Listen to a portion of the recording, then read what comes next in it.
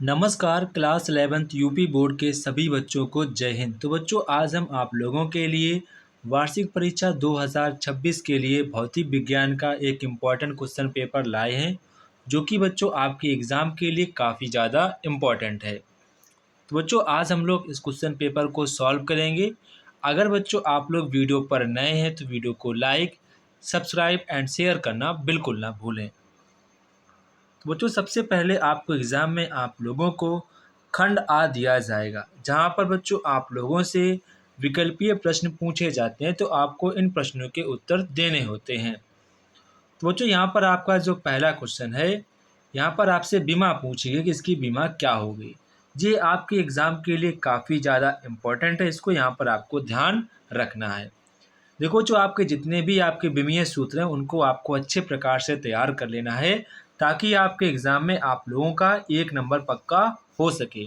कई बार ये भी होता है कि आप लोगों की बीमाएँ जो होती हैं 2 नंबर में भी पूछ ली जाती हैं, तो उनको आपको अच्छे प्रकार से तैयार करके पेपर में जाना है। तो बच्चों यहाँ पर आपकी जो बीमा पूछी गई, इसकी जो आपकी बीमा होती है वो mL/2 तो यहाँ पर आपका ऑप्शन नंबर बी वाला करेक्ट आंसर हो जाएगा।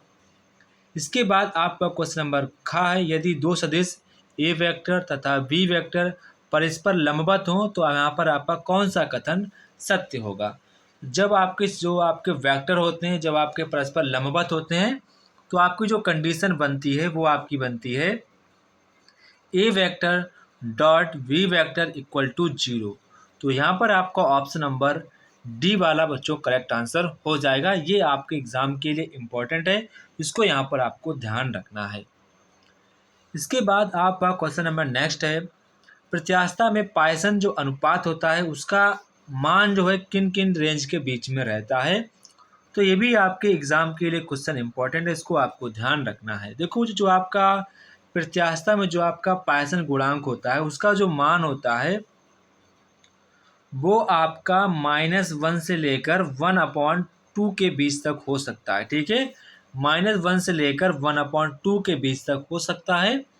तो यहाँ पर आपका ऑप्शन नंबर सी वाला करेक्ट हो जाएगा। Option number C will be right answer this question, ये आपको ध्यान रखना है। इसके बाद आपका क्वेश्चन नंबर नेक्स्ट है, रुद्धोष् प्रक्रम क्या होता है। तो जो रुद्धोष् प्रक्रम में क्या होता है, इसमें जो आपकी ऊष्मा होती है वो स्थिर बनी रहती है। अगर यहाँ से आप पकड़ेंगे रुद्धोष् में क्या होता है, स्थिर ऊष्मा, तो यहाँ पर आपको ऑप्शन नंबर सी वाला करेक्ट आंसर हो जाएगा।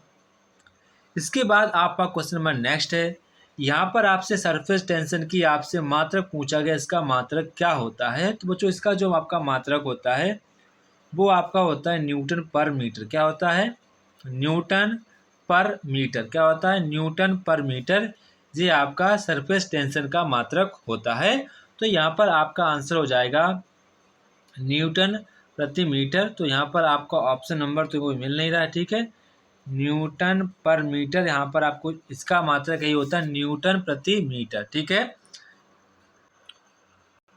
तो यहाँ पर आपका आंसर न्यूटन प्रति मीटर ही होगा। ठीक है, यहाँ पर आपके ऑप्शन में आपको ऑप्शन नंबर सी वाला सही कर लेना होगा। तो यहाँ पे एग्जाम में कई बार गलतियाँ हो जाती हैं, तो आपको चीज़ें ये पता होना चाहिए। अगर ऐसा कभी क्वेश्चन होता है तो वहाँ पर आपको मार्क्स दिया जाता है। ठीक है, तो आपको ध्यान रखना है न्यूटन प्रति मीटर आपका इसका मात्रक होता है। इसके बाद आपका क्वेश्चन नंबर नेक्स्ट है, यहाँ पर आपसे कह रहे हैं कि पूर्णिका की जो अवशोषण क्षमता होती है उसकी कितनी होती है। जिसकी जो क्षमता होती है केशिका की जो पूर्ण क्षमता होती है वो आपकी होती है 1। कितनी होती है, 1। यहाँ पर आपका प्लस का 1 होना चाहिए। तो यहाँ पर आपका ऑप्शन नंबर सी वाला करेक्ट हो जाएगा। Option number C will be right answer this question. ये आपके एग्जाम के लिए इम्पोर्टेंट है, इसको यहाँ पर आपको ध्यान रखना है। इसके बाद आपका नेक्स्ट क्वेश्चन है 2 का है, विशिष्ट ऊष्मा का मात्रक क्या है। बच्चों विशिष्ट ऊष्मा का जो मात्रक होता है वो आपका होता है जूल प्रति किलोग्राम केल्विन। ये आपका विशिष्ट ऊष्मा का मात्रक होता है जूल प्रति किलोग्राम केल्विन। ये आपका विशिष्ट ऊष्मा का मात्रक होता है। इसके बाद आपका नेक्स्ट क्वेश्चन यहाँ पर है 2 का सिंपल आवर्त गति का आपको विस्थापन समीकरण लिखना है। इसका जो आपका विस्थापन समीकरण आपसे पूछा गया तो इसका होता है y बराबर a sine bracket omega T plus phi. ये यहाँ पर आपका विस्थापन समीकरण होता है आवर्त गति का। ये आपका विस्थापन का समीकरण होता है। एक बार इसको हम फिर से सही लिख दे रहे हैं। आपका होता है y बराबर आपका होता है a sine omega T plus phi. यहाँ पर ये आपका आंसर हो जाएगा। इसके बाद आपका क्वेश्चन नंबर नेक्स्ट है, श्यान बल से संबंधित स्टोक्स का सूत्र यहाँ पर आपको लिखना है। तो बच्चों श्यान बल से संबंधित जो आपका स्टोक का जो फार्मूला होता है वो आपका होता है F बराबर होता है 6 पाई ईटा RV। ये यहाँ पर आपका श्यान बल के फार्मूला का फार्मूला होता है। श्यान बल से संबंधित स्टोक्स का जो आपका फार्मूला होता है वो आपका ये होता है। इसको यहाँ पर आपको याद रखना है। इसके बाद आपसे कह रहे हैं कि प्रतिबल से क्या तात्पर्य है, इसका आपको मात्रक लिखना है। तो जो प्रतिबल काफ़ी आसान, सभी को पता होगा, न्यूटन प्रति मीटर स्क्वायर। ये आपका यहाँ पर इसका होता है मात्रक न्यूटन प्रति मीटर स्क्वायर। मतलब कि एकांक दाब पर लगने वाले क्षेत्रफल को प्रतिबल कहते हैं। ठीक है, वो यहाँ पर आपको पता होना चाहिए। मतलब कि एकांक क्षेत्रफल पे कितना आप दाब लगाएंगे वो आपका प्रतिबल कहलाता है। इसके बाद आपका नेक्स्ट है, गैसों में अनुप्रस्थ तरंगें क्यों उत्पन्न नहीं की जा सकती हैं, वो यहाँ पर आपसे पूछा गया है। तो काफ़ी इम्पोर्टेंट क्वेश्चन, इसको आपको ध्यान रखना है। गैसों में इसलिए मतलब कि अनुप्रस्थ तरंगें उत्पन्न नहीं की जा सकती हैं क्योंकि वो उसकी जो शेप होती है उसकी कहीं ना कहीं निश्चित नहीं होती है, इलास्टिसिटी होती है। इसी कारण से मतलब कि गैसों में जो आपकी ट्रांसवर्स जो आपकी वेव्स होती हैं उनको प्रोड्यूस नहीं किया जा सकता है। इसके बाद आपका नेक्स्ट है खंडसा। यहाँ से आपके 2 नंबर वाले क्वेश्चन स्टार्ट होते हैं। यहाँ पर कह रहे हैं किसी तल में उत्सर्जन क्षमता E की परिभाषा लिखिए। खा वाला कह रहे हैं विलगित निकाय क्या होता है, इसका द्रव्यमान केंद्र किस प्रकार गति करता है, वो यहाँ पर आपको बताना है। सामान्य ताप पर तथा स्थिर दाब आपको दिया गया है, पर किसी आदर्श गैस के आयतन की कमी करने के लिए कितना भाप बल आपको कितना कार्य करना पड़ेगा, वो यहाँ पर आपसे पूछा गया है। देखो जो आपको चाहे भले भी आपको न्यूमेरिकल ना आता फिर भी आप एक बार लगाने की कोशिश करेंगे और इसका आंसर मुझे कमेंट बॉक्स में कमेंट करके बताएंगे। जिस बच्चे का आंसर सही होगा मैं उस बच्चे के आंसर को पिन कर दूंगा। आप बच्चों एक बार लगा के देखना है, बात ना लगे वो बात अलग है, लेकिन आपको एक बार खुद से प्रयास करना चाहिए ताकि आप चीज़ों को समझ सकें क्या क्या चीज़ें इसमें लगती हैं क्या नहीं लगती हैं।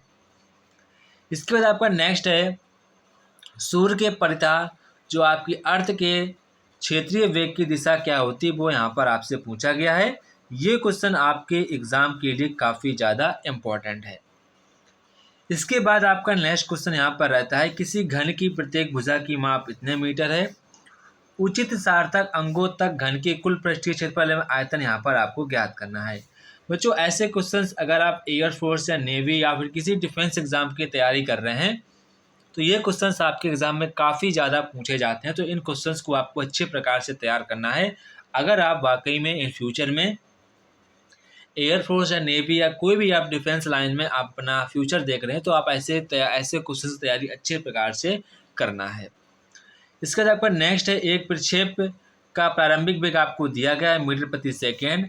इसका प्रक्षेपण कोण, उड्डयन काल, आपको महत्तम ऊंचाई, क्षैतिज पराग, ये आपको सारी चीज़ें ज्ञात करनी। बच्चों ऐसे भी क्वेश्चंस आपके गवर्नमेंट एग्जाम में पूछे जाते हैं, डिफेंस एग्जाम में अगर आप तैयारी कर रहे हैं तो ठीक है। इन क्वेश्चंस को आपको अच्छे प्रकार से प्रैक्टिस करनी है। इसके बाद यहाँ पर आपको प्रूव करना है कि कोणीय संवेग की जो परिवर्तन की दर होती है, समय की दर लगाए गए बल आघूर्ण के बराबर होती है, वो यहाँ पर आपको प्रूव करना है। किसी लिफ्ट में लटकाए गए एक सिंपल लोलक के जो आपका उसका जो होता है दोलन के आवर्त काल का क्या प्रभाव पड़ता है जब लिफ्ट का जो आपका एक्सेलरेशन है ए से ऊपर की ओर चल रही है, वो यहाँ पर आपको बताना है। इसके बाद आपका जो खंड या है, गैसों के अणुगति सिद्धांत की मुख्य परिकल्पना यहाँ पर आपको लिखनी है। इसके बाद नेक्स्ट यहाँ पर आपसे कह रहे हैं ख वाला CP जो बड़ा आपका CV से इस कथन को स्पष्ट कीजिए। सभी प्रतीक समान अर्थों में आपको प्रयुक्त बताना है। इसके बाद आपका नेक्स्ट है जल के असंगत प्रसार की व्याख्या करनी है। इसका रेखीय संवेग संरक्षण के नियम को यहाँ पर आपको स्पष्ट करना है। समय के निम्नलिखित फलों के जो मान होते हैं, सिंपल आवर्त गति तथा आवर्त गति को निरूपित करता है, परंतु सरल आवर्त गति नहीं। प्रत्येक आवर्त काल को आपको निकालना है। ठीक है। इसके बाद आपका नेक्स्ट क्वेश्चन यहाँ पर है सरल आवर्त गति करने वाली किसी कण की संपूर्ण यांत्रिक ऊर्जा का व्यंजक लिखना है। तो ये आपके लिए इम्पोर्टेंट है, इसको आपको अच्छे प्रकार से तैयार करना है। 100% आपके एग्जाम में आपको देखने को मिलेगा। इसके बाद आपका नेक्स्ट क्वेश्चन ये है पलायन वेग से क्या तात्पर्य है। पृथ्वी के तल से किसी पिंड के पलायन वेग का यहाँ पर आपको सूत्र स्थापित करना है। ऐसे क्वेश्चंस आपके एग्जाम में काफ़ी ज़्यादा पूछे जाते हैं कि आप व्यंजक स्थापित करो, सूत्र स्थापित करो। तो ये क्वेश्चंस अब एग्जाम में काफ़ी ज़्यादा पूछे जा रहे हैं, तो इन क्वेश्चंस को आपको अच्छे प्रकार से तैयार करना है। संगामी बलों से क्या तात्पर्य है। संगामी बलों के संतुलन की विवेचना कीजिए, ये आपको यहाँ पर बताना है। अथवा मैं कह रहे हैं किसी माध्यम गैस में अनुदैर्ध्य तरंगों की चाल के लिए न्यूटन का सूत्र यहाँ पर आपको लिखना है। आदर्श गैस के लिए लाप्लास ने इस सूत्र को क्या संशोधित किया था, क्यों किया था, वो यहाँ पर आपको व्याख्या देनी है। ये क्वेश्चंस आपके एग्जाम के लिए उतना ज़्यादा इंपॉर्टेंट नहीं है, तो आप इसको छोड़ देंगे। ठीक है। इसके बाद आपका नेक्स्ट है स्वतंत्र कोटियों एवं रुद्धोष्म स्थिरांक आपको संबंध स्थापित करना है। अथवा वाला क्वेश्चन आपके एग्जाम के लिए मोस्ट इम्पॉर्टेंट है, इसको आपको अच्छे प्रकार से तैयार कर लेना है। ये आपके एग्जाम में हर बार क्वेश्चन आपको देखने को मिलता है, तो इसको आपको अच्छे प्रकार से तैयार करके ही जाना है। इसके बाद आपका नेक्स्ट है ऊष्मागतिकी के द्वितीय नियम की व्याख्या उपयुक्त आरेख की सहायता से कीजिए। ऊष्मा इंजन प्रशीत्र कैसे भिन्न, वो यहाँ पर आपको बताना है। अथवा में आपका लास्ट जो कि इम्पोर्टेंट क्वेश्चन है लिक्विड प्रेशर क्या होता है, वो आपको बताना है। इसके बाद लिक्विड जो आपका पोलर होता है उसके दाब के व्यंजक का यहाँ पर आपको सूत्र स्थापित करना। बच्चों ऐसे क्वेश्चंस आपके एग्जाम में काफ़ी ज़्यादा पूछे जाते हैं कि सूत्र स्थापित करो, व्यंजक स्थापित करो। तो इतने आपको इम्पोर्टेंट यहाँ पर जितने बताए आपके एग्जाम में आए हुए हैं, तो इनको आपको अच्छे प्रकार से तैयार कर लेना है, ताकि आपके एग्जाम में आपका कोई भी क्वेश्चन ऐसा गलत ना होने पाए। तो जय हिंद बच्चों, फिर मिलते हैं अपने नेक्स्ट वीडियो में। तब तक कि आप सभी बच्चों को जय हिंद, अच्छे प्रकार से पढ़ते रहो और इसी प्रकार से अपने लाइफ में आगे बढ़ते रहो। बच्चों अगर आप लोग वीडियो पर नए हैं तो वीडियो को लाइक, सब्सक्राइब, शेयर करना बिल्कुल ना भूलें।